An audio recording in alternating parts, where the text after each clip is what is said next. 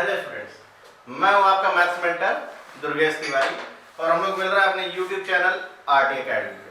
आप देख रहे हैं इस समय क्लास 12 का रिलेशन चैप्टर चल रहा है। लेक्चर नंबर 1 ऑलरेडी अपलोड हो चुका है। अगर आप डायरेक्ट इस वीडियो को देख रहे हैं तो सबसे पहले आपको लेक्चर नंबर 1 देखना चाहिए, क्योंकि उसमें मैंने पूरी डिटेल बता रखी है कि इक्विवेलेंस रिलेशन होता क्या है। आज का जो ये सेशन है केवल क्वेश्चन पे बेस्ड है। मैंने क्वेश्चंस के टाइप ले रखे हैं, जो भी वेरिएशन हो सकता है क्वेश्चंस में, उनको मैंने आज कंसिडर किया है। अगर आप वीडियो फर्स्ट टाइम देख रहे हैं तो आपको ये मालूम होना चाहिए कि सारे ही सब्जेक्ट यहाँ अवेलेबल है, फिजिक्स, केमिस्ट्री, मैथ्स और बायोलॉजी वाले बच्चों के लिए। आपको करना क्या है, बस हमारे साथ कंटिन्यूटी बना करके रखनी, लगातार जुड़े रहना है, क्योंकि हम लोग ये स्टार्टिंग से हम लोग का जो मोटो है वो ये है कि हम लोग कंप्लीट सिलेबस कराएंगे विद इन टाइम, और जो सेशन 20 to 23 के लिए सफिशिएंट सिलेबस है वो सब यहीं पे कराया जाएगा। आप क्लास 12 के स्टूडेंट हैं, क्योंकि क्लास 12 का चैप्टर है रिलेशन 11th में भी है, लेकिन अभी ये जो सीरीज चल रही है वो 12th की चल रही है। तो आपको रिलेशन से क्वेश्चन देखने को जरूर मिलेगा, जो कि 4 मार्क्स का होगा अप्रॉक्स। तो आपको जितना भी वेरिएशन हो सकता है क्वेश्चन में, जो मैक्सिमम पॉसिबिलिटी है क्वेश्चन के आने की, वो आपको हमारे लेक्चर्स में मिलेगी आपको। तो चलिए हम लोग आज के सेशन को स्टार्ट कर लेते हैं। तो रिलेशन को देखते हैं हम लोग। रिलेशन के क्वेश्चन हम लोग डिस्कस कर लेते हैं, किस तरीके से हम इन क्वेश्चन को सॉल्व करेंगे। तो चलिए स्टार्ट करते हैं हम लोग इसको।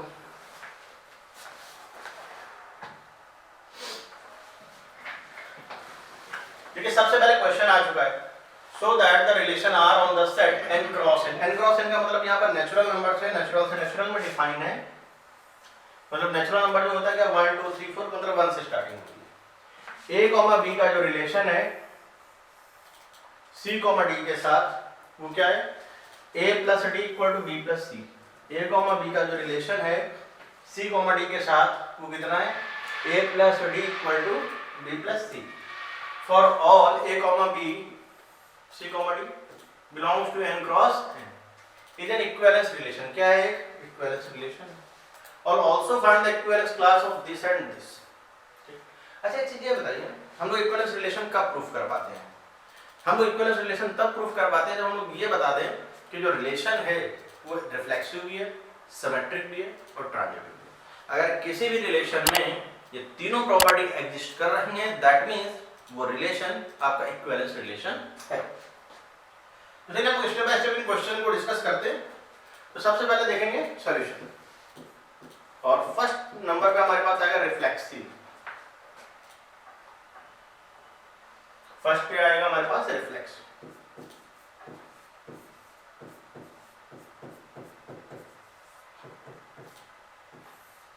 रिफ्लेक्सिव में चलता क्या है, जैसे मान लीजिए a कॉमा b का रिलेशन है c कॉमा d के साथ, तो क्या है condition, a plus d equal to b plus c natural number के लिए। अच्छा आप ये मत देखो कि कौन नंबर किससे ऐड हो रहा है, ये कौन अल्फाबेट किससे ऐड हो रहा है, आप ये देखिए किस पोजीशन का एलिमेंट किस पोजीशन से ऐड हो रहा है। यानी कि ये हम लोग देख नहीं पा रहे हैं, तो आपको ये दिख रहा है कि फर्स्ट वाला हमारा लास्ट वाले से अटैच हो रहा है और सेकंड वाला हमारा थर्ड वाले से अटैच हो रहा है। कुछ ये पैटर्न फॉलो हो रहा है। अब इसे रिफ्लेक्शन दिखाना है, तो a कॉमा b का रिलेशन c कॉमा d के साथ है, तो क्या कंडीशन है, a plus d equal to b plus c। अच्छा अगर रिफ्लेक्सिविटी दिखाना है, तो रिफ्लेक्सिविटी का मतलब ये होता है कि आप इसको मानिए कि पूरा a और ये पूरा b, a का रिलेशन b के साथ दिखाया, तो अगर a का रिलेशन खुद के साथ भी है, a आ रही है, तब हम जाएंगे वो रिफ्लेक्सिव है। यानी कि आप ये कह सकते हैं कि a कॉमा b का रिलेशन है a कॉमा b के साथ। तो यहां पर हमने क्या ऑब्जर्व किया था, फर्स्ट वाला लास्ट वाले से ऐड हो रहा था, यानी कि a वाला ऐड होगा जाकर के b से, और ये जो b है ये a से ऐड होगा। और एक चीज आपको पता होना चाहिए कि जो बात हो रही है किसको हो रही है, नेचुरल पे। और नेचुरल नंबर में कॉम्यूटेटिव लॉ को फॉलो करते हैं। ये जो आप देख रहे हैं ना, a plus b equal b plus, ये कॉम्यूटेटिविटी होती है, यानी कि कॉम्यूटेटिव लॉ को फॉलो कर रहे हैं। तो आप यहां पे लिख सकते हैं कि it is true, it is true, hence reflexive, hence reflexive। अच्छा रिफ्लेक्सिव के बाद आ जाइए सिमेट्रिक में।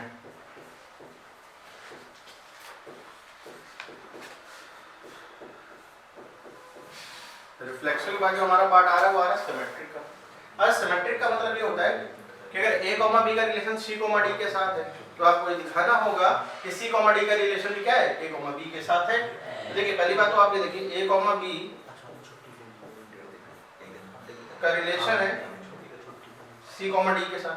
तो क्या कंडीशन है देखिएगा, आपको ये ऑब्जर्व करना है कि कंडीशन क्या है, a plus d equal to b plus c चल रहा है। ये तो हम लोगों को जो दी गई गिवन कंडीशन है। अगर a कॉमा b का रिलेशन c कॉमा d के साथ इस वे में है तो आपको रिवर्स कर देना है, यानी कि आप ये बताओ कि c कॉमा d का जो रिलेशन है a कॉमा b के, किस तरीके से आप लिखोगे, आप लिखोगे c d के साथ ऐड होगा यानी कि c plus b, d a के साथ ऐड होगा b plus c equal to a plus d। आप इधर ले आओ,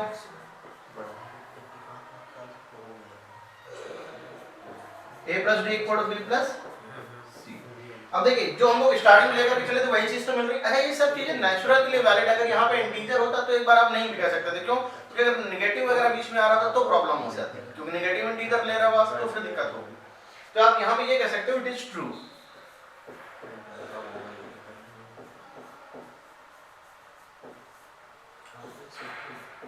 hence symmetric।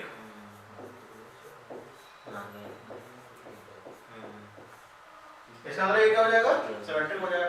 यानी कि जो आप रिलेशन देख पा रहे हैं ये रिफ्लेक्सिव भी है और सिमेट्रिक भी है।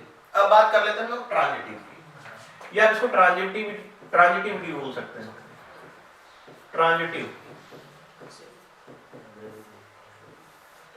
ट्रांजिटिव किस तरीके से सॉल्व करेंगे ये देखिएगा। अच्छा एक चीज समझो, अगर a कॉमा b का रिलेशन c कॉमा d के साथ है तो क्या कंडीशन है, a कॉमा b का रिलेशन है c कॉमा d के साथ, तो कंडीशन है आपकी a plus d equal b plus c। और c कॉमा d का जो रिलेशन देखिए एक्स्ट्रा तो अपने पास है नहीं, तो हम लोग क्या कर ले, a कॉमा b जब c कॉमा d लिया तो एक नेक्स्ट जो आएगा वो e कॉमा f आएगा। तो c कॉमा d का जो रिलेशन है वो e कॉमा f के साथ वो किस तरीके का है, c plus f equal d plus c। अच्छा बहुत लोग इसका कंफ्यूज जाते हैं कि करना क्या है, तो आप कुछ मत करिए, आप ये देखिए कि जो एलिमेंट आपको दिख रहे हैं आप इनको ऐड कर लो। कोशिश ये करिए जब भी क्वेश्चन में एडिशन है सब्ट्रैक्शन में तो आपको ऐड करना है, और डिवीजन या मल्टीप्लिकेशन में तो आपको दोनों को मल्टीप्लाई कर लेना है, तो आपको रिजल्ट मिल जाएगा जो चाहिए। अच्छा एक चीज बताओ, ट्रांजिटिविटी में होता क्या है, ट्रांजिटिविटी a का रिलेशन b के साथ है, b का रिलेशन c के साथ है, तो आपको ये शो करना होता है कि a का रिलेशन c के साथ है। अगर आप ये दिखा देंगे तो ये क्लियर हो जाएगा कि ये रिलेशन कैसा है, ट्रांजिटिव है। तो हम लोग क्या करते हैं यहाँ पे ऐड कर देते हैं दोनों को, इक्वेशन नंबर 1 और ये आपके पास इक्वेशन नंबर 2, मैंने इनको ऐड किया। अच्छा ऐड करने से आपको क्या दिखेगा, यहाँ ये c आपका c से कैंसिल हो गया, d आपका d से कैंसिल हो गया, और जो रिजल्ट आपको मिलेगा वो मिलेगा कुछ इस तरीके से, a plus f equal to b plus c, और a plus f equal to b plus c आ रहा है। इसका मतलब क्या हुआ, इसका मतलब ये है कि a कॉमा b का जो रिलेशन है वो e कॉमा f के साथ है। इसका मतलब ये होगा कि हेंस ट्रांजिटिव, यानी कि जो रिलेशन है ये रिफ्लेक्सिव भी है, सिमेट्रिक भी है, ट्रांजिटिव भी है। सो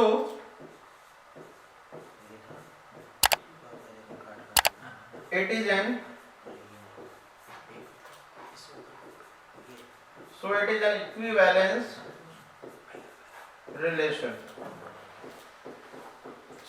इक्विवेलेंस रिलेशन, यानी कि आपका क्या बन जाएगा, इक्विवेलेंस रिलेशन बन जाएगा। अच्छा कोई भी रिलेशन जो रिफ्लेक्सिव भी है, सिमेट्रिक भी है, ट्रांजिटिव भी है, ये श्योरिटी हो जाती है उस बात की कि वो इक्विवेलेंस रिलेशन है। अच्छा बात हम लोग कर लेते हैं इक्विवेलेंस क्लास की। ये इक्विवेलेंस रिलेशन हमारा प्रूफ है, इक्विवेलेंस क्लास ये थोड़ा सा इंपॉर्टेंट पार्ट है। इक्विवेलेंस क्लास मैंने इस पे इंसिस्ट भी किया था लास्ट क्लास में, कुछ क्वेश्चंस भी किए थे। अभी आपके पास ये आया गया कि इक्विवेलेंस क्लास आपको निकालनी है। अच्छा इक्विवेलेंस क्लास आप तभी निकाल सकते हैं जब कोई रिलेशन इक्विवेलेंस रिलेशन को सैटिस्फाई कर रहा होगा, इस चीज को याद रखिएगा। अब हमसे कहा गया कि 2,3 की इक्विवेलेंस क्लास बताइए, 2,3। तो मैंने यहाँ पे सेलेक्ट कर लिया कि आप x, y ले लो। हमें ऐसे x, y के पेयर उठाने हैं नेचुरल नंबर में जो ये गिवन कंडीशन जो आप देख रहे हैं a plus B equal to B plus C, इस कंडीशन को सेटिस्फाई कर रहे हैं। अगर सेटिस्फाई कर रहे होंगे तो आप उन एलिमेंट का कलेक्शन कर लीजिए। तो यहाँ पे देखिए इसके अकॉर्डिंग लिखेंगे क्या हम लोग, 2 plus y equal to 3 plus x, यानी कि y माइनस एक्स की जो वैल्यू है वो आ जाएगी 1, यानी कि जो y वाला एलिमेंट है वो x से 1 यूनिट ज्यादा है, यानी कि जो आपकी इक्विवेलेंस क्लास है 2,3 की वो क्या बन जाएगी, वो इस तरीके से बनेगी। ऐसे एलिमेंट लिखना है जैसे आपके आ जाएंगे element 1,2, 2,3, 3,4, 4,5 up to and so on. ये कॉन्टिन्यू प्रोसेस आपका चलता चला जाएगा, क्योंकि इनफाइनाइट नंबर्स हैं, फाइनाइट सेट तो होता नहीं है, इनफाइनाइट सेट है तो यहाँ पे जो इक्विवेलेंस क्लास निकल करके आएगी वो भी इनफाइनाइट एलिमेंट्स की निकल करके आएगी। अच्छा 1,3 ये आपके लिए होमवर्क में इसको करना है आपको। एक बात और आपको इस ध्यान देना होता है कि जो इक्विवेलेंस क्लास आप निकालते हैं, two equivalence class either identical और डिसजॉइंट। ऐसा कभी नहीं होगा कि दो इक्विवेलेंस क्लास हैं उनके एलिमेंट कुछ सेम हो कुछ सेम ना हो। अगर होंगे तो पूरे के पूरे एलिमेंट सेम होंगे, या तो एक भी नहीं होंगे, या तो डिसजॉइंट होंगे या तो आइडेंटिकल होंगे पूरे तरीके से। इस बात पे आपको ध्यान देना रहता है। कई बार इस तरीके की चीजें पूछ ली जाती है, तो मेरे ख्याल से आपको ये क्वेश्चन समझ में आ गया है, लॉन्ग में आएगा।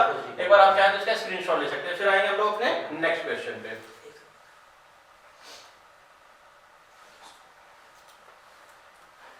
So that the relation are on the set n cross n, फिर से वही बात करी जा रही नेचुरल नंबर की। नेचुरल नंबर मोस्टली रहता है क्योंकि ये कॉम्पिटिटिव और एसोसिएटिव दोनों प्रॉपर्टी को फुलफिल करेगा, आप ये मान के चलिए नेचुरल नंबर।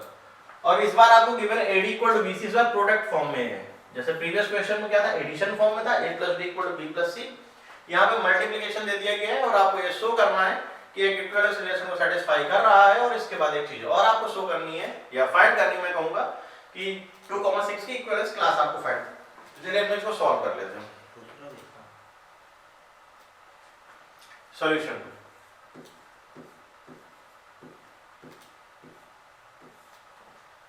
सबसे पहली बात reflexive.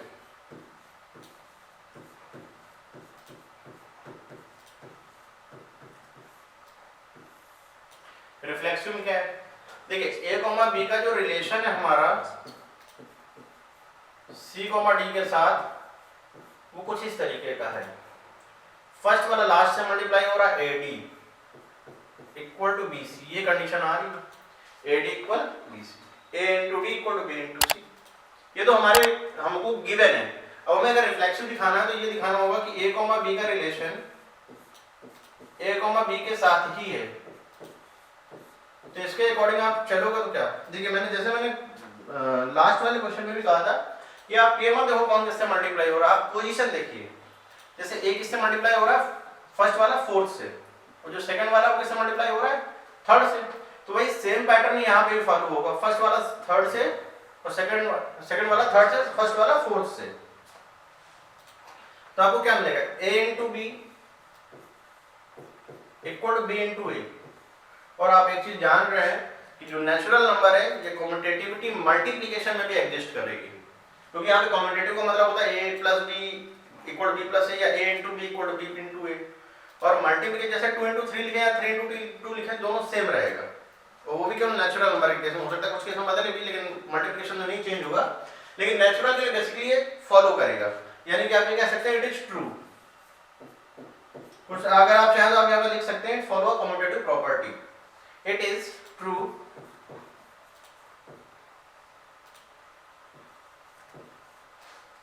hence reflexive, hence reflexive आगे इसका आ जाइए symmetric.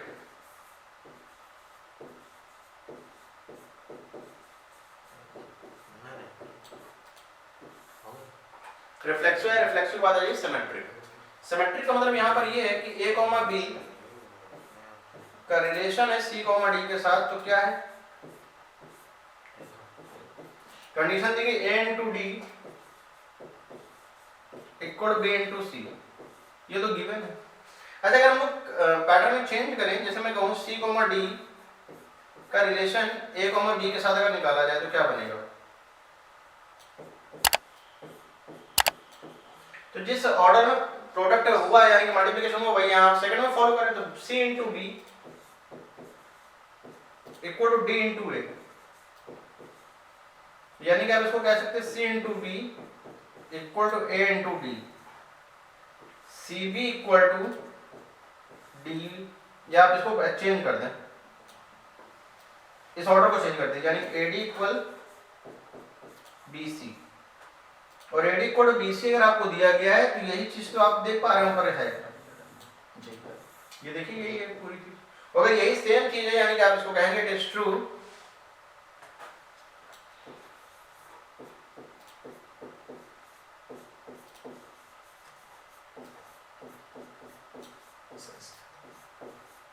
hence symmetric, it is true hence symmetric, यानी कि ये रिफ्लेक्सिव भी है सिमेट्रिक भी है। अब हम लोग बात कर लेते हैं ट्रांजिटिव में।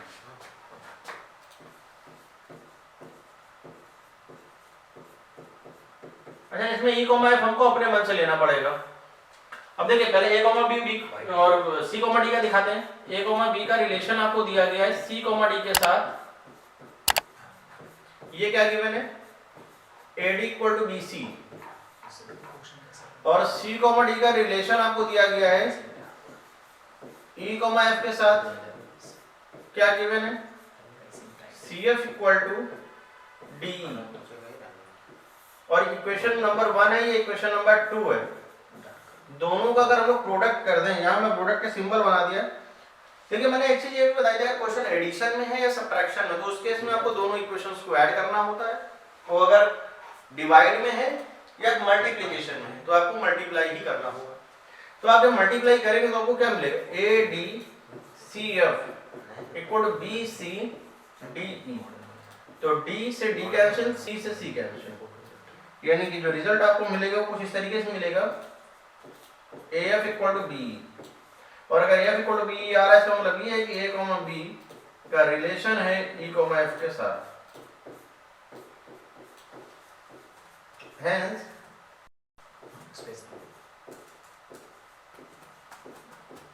ट्रांजिटिव, hence ट्रांजिटिव, यानी कि रिफ्लेक्सिव भी है, सिमेट्रिक भी है और ट्रांजिटिव भी है, तीनों चीजें हैं। अच्छा, अगर एक चीज बताओ, ये रिफ्लेक्सिव भी है, सिमेट्रिक भी है, ट्रांजिटिव भी है, यानी कि इक्विवेलेंस रिलेशन हो गया, hence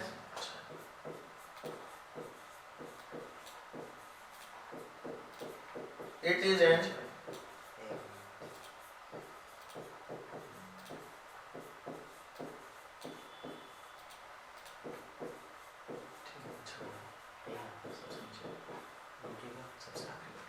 hence it is an equivalence relation, यानी कि रिफ्लेक्सिव, सिमेट्रिक और ट्रांजिटिव किसी में भी है तो वो इक्विवेलेंस रिलेशन बन जाएगा। अब हमें 2,6 की इक्विवेलेंस क्लास बतानी है, तो 2,6 के हम इक्विवेलेंस क्लास बताते हैं पहले। तो 2,6 के साथ ऐसे एलिमेंट का कलेक्शन करना है जो इस कंडीशन को फॉलो कर रहे हैं। तो देखिए इसके हिसाब से क्या हो जाएगा 2 into Y equal to 6x, यानी कि y इक्वल टू आ जाएगा 3x, यानी कि जो y वाला एलिमेंट होगा, जैसे x लिखते हैं फिर y लिखते हैं, तो जो y वाला एलिमेंट है वो फर्स्ट वाले का 3 टाइम्स है x का, यानी कि आप इसको क्या लिखोगे जो इक्विवेलेंस क्लास में आएगी हमारे 2,6 में, वो क्या क्या आएगा देखिएगा 1,3 2,6 3,9 4,12 up to and so on, ये इस तरीके। और ये इनफाइनाइट टाइम चलता चला जाएगा क्योंकि नेचुरल नंबर से नेचुरल नंबर में डिफाइन है, कोई सैचुरेटेड नहीं, कोई फिक्स नहीं है, फाइनाइट सेट नहीं है, इसलिए ये भी इनफाइनाइट सेट ही बनेगा जाकर के। तो मेरे ख्याल से अब आप प्रोडक्ट में भी सीख गए, एडिशन में भी सीख गए, जो वेरिएशन था मैंने दोनों वेरिएशन करा दिए। एक क्वेश्चन और लेंगे वो थोड़ा सा अलग है। जैसे आप इस क्वेश्चन को देख पा रहे हैं, इस तरीके से कोई चीज गिवन है, आप उसको कैसे सॉल्व करेंगे।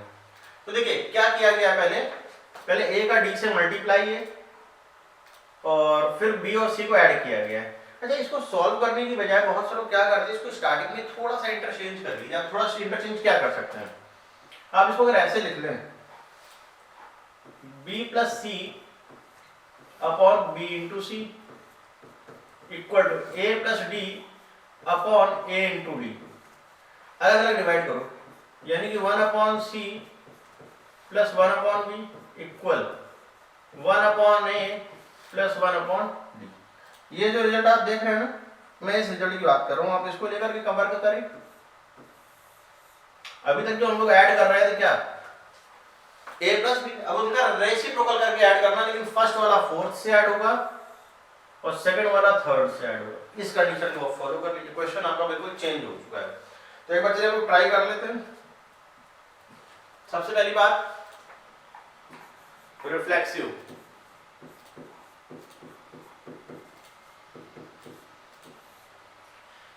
सबसे पहली चीज ए कॉमा बी का जो रिलेशन आपको गिवन है सी कॉमा डी के साथ,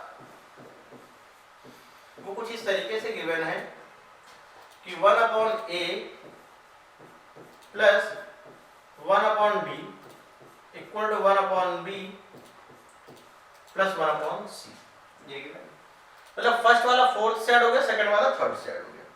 अच्छा, अगर ए कॉमा बी का रिलेशन सी कॉमा डी के साथ, तो क्वेश्चन में ही गिवन है। अगर आपको ये शो करना है कि रिफ्लेक्सिव है, तो ए कॉमा बी का अपने आप में रिलेशन होना चाहिए। तो हम लोग इसको ट्राई कर लेते हैं। अच्छा, एक चीज और आप ये ध्यान में रखना है कि जो कंडीशन गिवन है वो नेचुरल नंबर के लिए गिवन है, नेचुरल नंबर में डिफाइन दिखाना है हमें।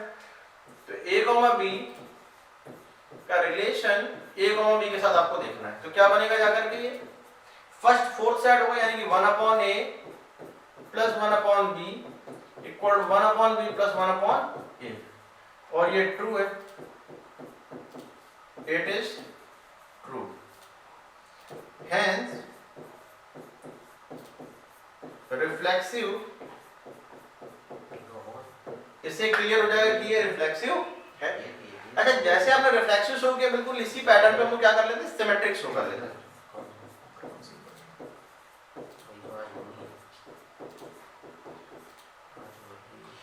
ए कॉमा बी का रिलेशन है सी कॉमा डी के साथ, तो क्या कंडीशन है, 1 upon A plus 1 upon D equal to 1 upon B plus 1 upon C.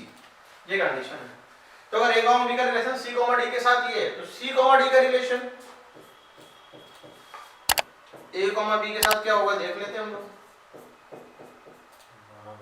1 upon C plus 1 upon B equal 1 upon D plus 1 upon A. ये हमको अगर इसको सॉल्व करना है तो हम लोग क्या करेंगे, देखिए इनको ऐड कर लेते हैं। ऐड करने से क्या आपको क्या रिजल्ट मिलेगा, ये जो b है b से कैंसिल होगा, d है d से कैंसिल होगा, यानी कि ओवरऑल आपको रिजल्ट मिल जाएगा 1 upon a plus 1 upon c equal to 1 upon,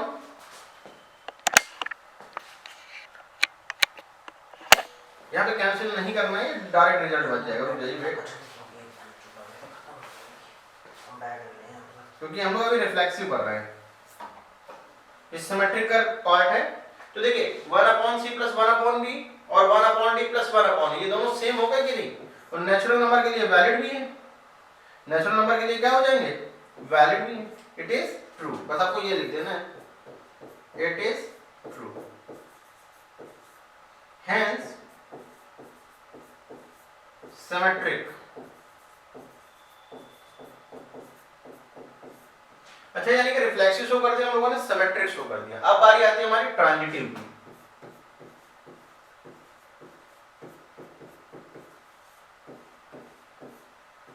transitive देखिए कैसे शो करेंगे।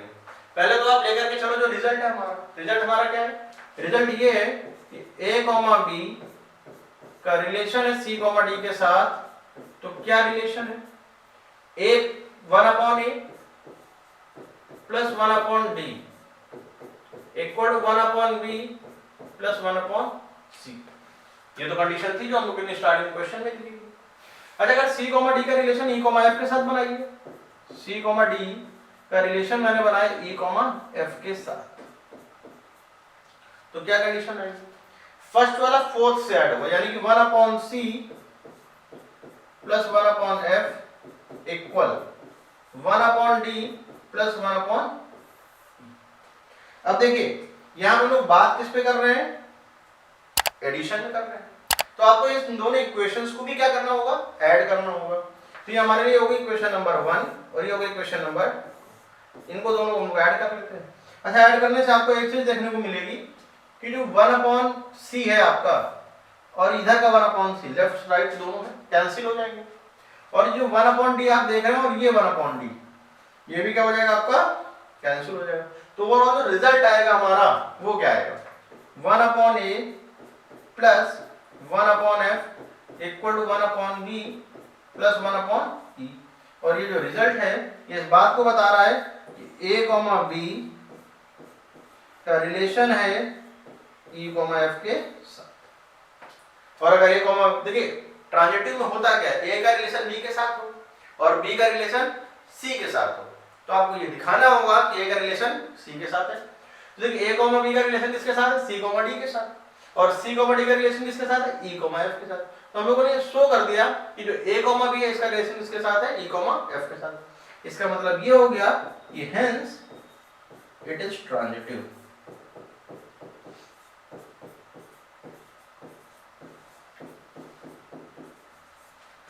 So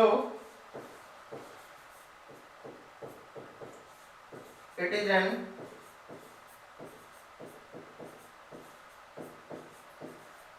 equivalence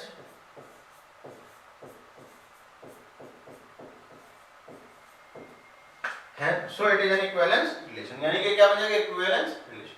मतलब अगर आपको किसी को प्रूफ करना है कोई इक्विवेलेंस रिलेशन है तो आपको ये शो करना पड़ेगा कि वो रिफ्लेक्सिव भी है, सिमेट्रिक भी है और ट्रांजिटिव भी। अगर तीनों प्रॉपर्टी आपने शो कर दी किसी भी रिलेशन में तो आप ये बोल सकते हैं कि वो रिलेशन कैसा है, इक्विवेलेंस रिलेशन है।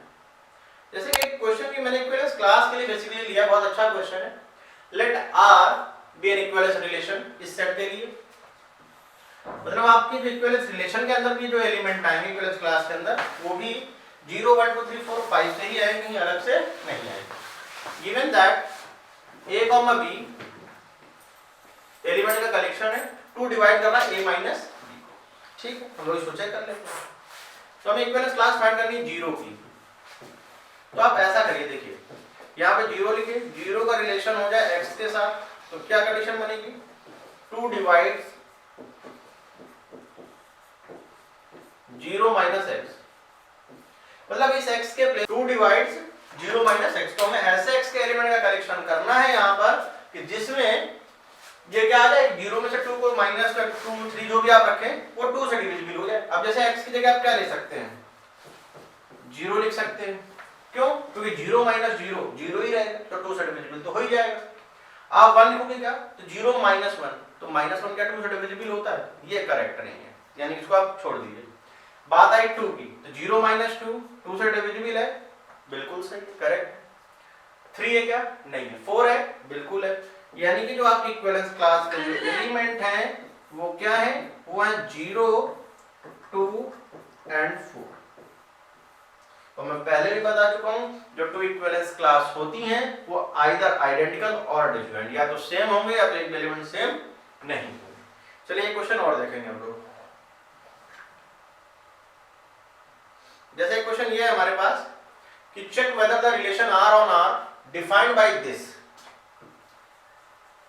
A is less or equal to B is reflexive, symmetric और ट्रांजिटिव। रिफ्लेक्सिव सिमेट्रिक है कि नहीं ये आपको दिखाना है, ट्रांजिटिव के लिए भी, ठीक। अच्छा, ये डिपेंड करता है कि रियल नंबर के लिए, यहाँ पे बात किस पे करी जा रही है, रियल नंबर पे बात करी जा रही है। तो सबसे पहले आप देखें रिफ्लेक्सिव,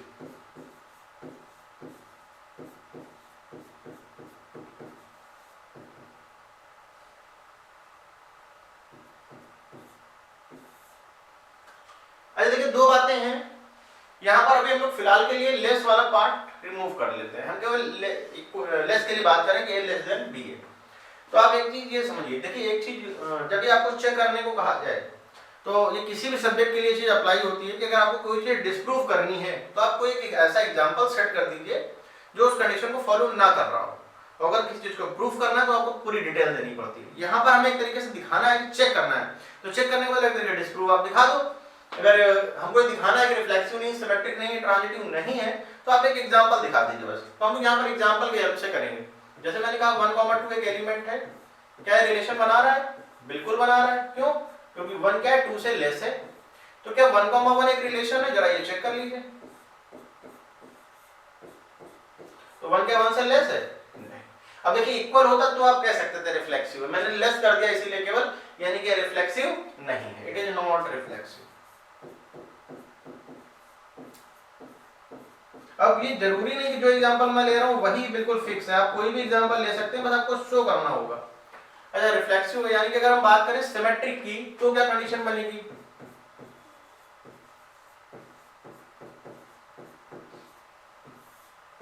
अब देखिए जैसे 1,2 है, 1,2 एक रिलेशन है, यानी कि क्या कंडीशन है? 1 क्या है 2 से लेस है, बिल्कुल 1 2 से छोटा है। अगर 1,2 एक रिलेशन है तो क्या 2,1 भी एक रिलेशन है, जरा ये चेक करो।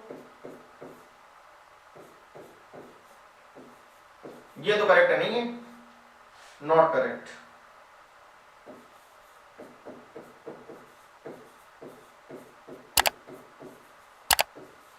So not symmetric. अच्छा इसी में अगर हम लोग ट्रांजिटिविटी की बात करें, अगर मान लीजिए ए बी से छोटा है और बी सी से छोटा है, तो डेफिनेटली इस बात की श्योरिटी होगी कि ए बी सी से छोटा, यानी कि ट्रांजिटिव तो हो ही जाएगा ये। हाँ लेकिन अगर मान लीजिए स्क्वायर होता है या क्यूब होता तो उस केस में ट्रांजिटिविटी भी फॉलो अप नहीं करती। यहाँ पर रियल नंबर की बात करी जा रही है इसलिए चीज अप्लाई हो गई, क्योंकि यहाँ पर कोई स्क्वायर नहीं। अगर यहाँ पे मान लीजिए as less than B square होता, आपकी बुक में क्वेश्चन होंगे इस तरीके से as less than B cube, तो उस केस में ये ट्रांजिटिविटी भी शो नहीं करेगा। तो मेरे ख्याल से आज मैंने जितना भी ये वर्क किया है आपको समझ में आया होगा, बहुत अच्छा लगा होगा, और जितना मैंने कराया है सफिशिएंट है सेशन 20 to 23 के लिए। तो क्वेश्चन की तो कोई लिमिट ही नहीं होती, आप कितने भी क्वेश्चन कर लें, बट जितना भी वेरिएशन हो सकता था क्वेश्चन में, जितने आ सकते हैं वो मैंने सारे टाइप कंसीडर किए थे आज के लेक्चर में। और मैं हूं आपका मैथ्स मेंटर दुर्गेश तिवारी, और हम लोग मिल रहे हैं अपने यूट्यूब चैनल आरटी एकेडमी पे।